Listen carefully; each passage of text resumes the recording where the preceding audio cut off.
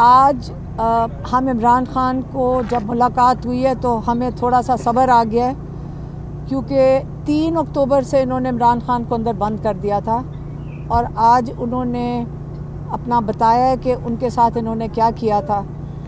क्योंकि आपको पता है कि 4 अक्टूबर को इमरान खान ने एहतजाज कॉल किया था डी चौक में, और 3 अक्टूबर से इन्होंने इमरान खान को बिल्कुल इस फस्तायत में रखा है। इतना इन्होंने जुल्म किया है कि जो ना पाकिस्तान का कानून इजाज़त देता है। अव्वल तो यहाँ पे कानून का यहाँ पे कोई हिसाब ही नहीं है, यहाँ कोई कानून के ऊपर कोई चीज़ की ही नहीं जा रही। उनको कमरे में बंद कर दिया, उनको 5-6 दिन तो उनकी ना बत्ती थी, ना उनको कमरा सेल खोला गया। और हम खुद जेल काट के हैं, यकीन करें अगर आप उस कमरे में बंद हो जाएं, वो चक्की का कमरा जो उनका है 6x10 का, उसके अंदर उनको बंद कर दिया। ना बिजली थी, ना कोई अखबार था, उनको कोई इन्फॉर्मेशन नहीं दी जा रही थी, ना उनको पता था बाहर क्या हो रहा है, ना किसी को मुलाकात की इजाज़त थी, ना लॉयर्स को, ना फैमिली को। और उनका खाना पता नहीं उनको क्या दिया गया, जो उनको फिर उल्टियाँ आई हैं, उनकी तबीयत ख़राब हुई है। किसी को उन्होंने इन्फॉर्म नहीं किया, जेल वालों ने हमारी फैमिली को इन्फॉर्म नहीं किया, उनके लॉयर्स को इन्फॉर्म नहीं किया। उसके बाद उनकी जो साइकिल थी, जो जिस पे वो वर्जिश करते हैं, आपको पता है कि उनके ऊपर कातलाना हमला हुआ था वज़ीराबाद में। उसे उनकी टांग में अभी ऐसी उनकी कैफियत है कि उनको वर्जिश की बड़ी ये मेडिकली ज़रूरत पड़ती है, इसलिए वो साइकिल है उनके पास जिम की। वो उन्होंने 3 हफ्ते के बाद 3 हफ्ते ना उनको जिम की साइकिल दी, और कोई 10 दिन के बाद उनको 1.5 घंटे के लिए बाहर इजाज़त होती थी उस सेल में से निकलने की। हालांकि पाकिस्तान का कानून जो है, जेल का कानून जो है, उसमें जो सज़ाए मौत के कैदी भी हैं उनको भी इजाज़त है कि 12 घंटे वो अंदर रहेंगे और 12 घंटे उनको बाहर फिरने की इजाज़त है। और ये अगर इमरान खान के साथ क्यों कर रहे थे? वो इसलिए कर रहे थे क्योंकि ये खुद खौफ में है कि इमरान खान कुछ कह ना दें किसी को।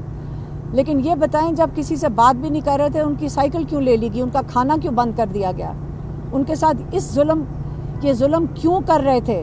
क्या वो इमरान खान को जेल में मार देना चाहते थे, या उनको वहाँ जेल में ख़त्म करना चाहते थे? फिर ये कहते कि जी उनको कोई हार्ट अटैक हो गया। आप ये भूल जाएं कि हम इस चीज़ के ऊपर चुप बैठे रहेंगे।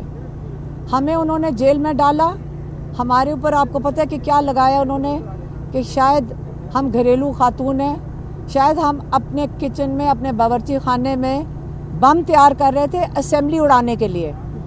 अगर कोई और दफात लगानी थी, कम से कम भैंस की लगा देते। पुराने ज़माने में तो भैंस होती थी, ये बम किधर से आ गए? आप याद रखें, जो हमारी नेशनल असेंबली है वो कौन सा, वो अवान क्या है? वो लोगों का अवान है, वहाँ पे लोगों के नुमाइंदे बैठते हैं। उसके ऊपर हमला किसने किया था?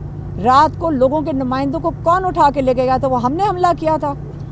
हम तो 2 खातून अकेली एक फुटपाथ पे 5:30 बजे खड़ी थीं और उन्होंने हमें अरेस्ट किया, खाली हाथ थीं। उन्होंने कहा जी इनके हाथ में मेगाफोन था, और ये वो पता नहीं क्या लोगों को उकसा रही होंगी। खाली हाथ, वो वीडियो के ऊपर भी आया होगा, क्योंकि कोई बी लॉगर माशाल्लाह आपका कोई भाई होगा जो हमारा से इंटरव्यू ले रहा था। आप हमें अरेस्ट करके ले गए, हमें भी बंद कर दिया। वो यही जो इनके डेथ सेल्स होते हैं, ना कोई कम्युनिकेशन की किसी को इजाज़त थी, ना हमारे से कोई बात कर सकता था। लेकिन वहाँ पे भी मेरी बहन और मैं यही सोच रहे थे कि हमारा भाई और कई 100 और कैदी किस किस्म की ज़िंदगी गुजार रहे हैं। हमारे आगे तो फिर एक छोटा वरांडा था और एक छोटा सा सहन था, कि वो किस तरह गुजार रहे होंगे। वो तो एक गली में वॉक करते हैं, उनके आगे तो बाहर कोई रोशनी भी नहीं नज़र आती, और वो 1.25 साल से इस हालत में है। और वो कितने मजबूत हैं माशाल्लाह।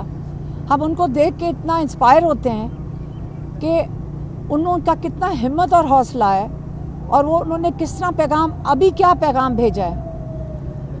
आपको ये भी बताती चलूँ कि हमें पैगाम आ रहे हैं कि आपके ऊपर मेरे ख्याल में कोई 9-10 और FIR हैं, कोई अटक की भी है, और पता नहीं और कहीं पिंडी की भी, और हसन अब्दुल कहाँ की हैं।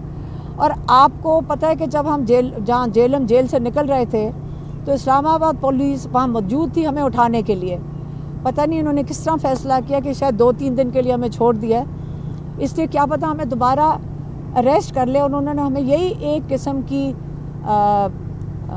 वार्निंग ही आई है कि अगर आप 10-15 दिन चुप ना रहे तो हम आपको दोबारा उठा लेंगे, आपके ऊपर हमारे पास केसेस हैं, हम आपको उठा लेंगे।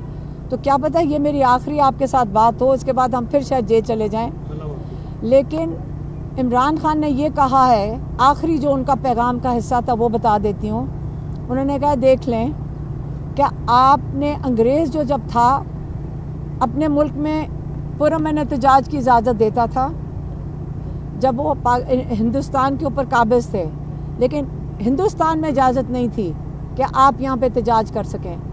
लग यही रहा है कि जो अंग्रेज़ों के ही कानून के तहत लग ये रहा है कि हम भी किसी कॉलोनी का हिस्सा हैं कि हमें अपने मुल्क में अपने हक के लिए खड़े होने की इजाज़त नहीं है। तो आप लोग फैसला करें कि आपने चूंटों की तरह इस ज़मीन पे रेंगना है। आपको डरा रहे हैं, हमें डरा रहे हैं, ये डर के खौफ आपके अंदर फैला रहे हैं क्योंकि खुद डरे हुए हैं। जो जुल्म कर जालिम होता है वो खुद डरा हुआ होता है। आपने उस जुल्म को बर्दाश्त करना है या आपने अपने हक के लिए, पाकिस्तान के लिए, इसकी आज़ादी के लिए खड़े होना है। ये उनके आखिरी अल्फाज थे, ये पैगाम था, मैंने आपको उनका पैगाम दे दिया है। मेहरबानी। YouTube पर गूगली न्यूज देखने के लिए youtube.com की सर्च बार में गूगली न्यूज TV टाइप करें। गूगली न्यूज के पेज पर सुर्ख रंग के सब्सक्रिप्शन वाले बटन पर क्लिक करना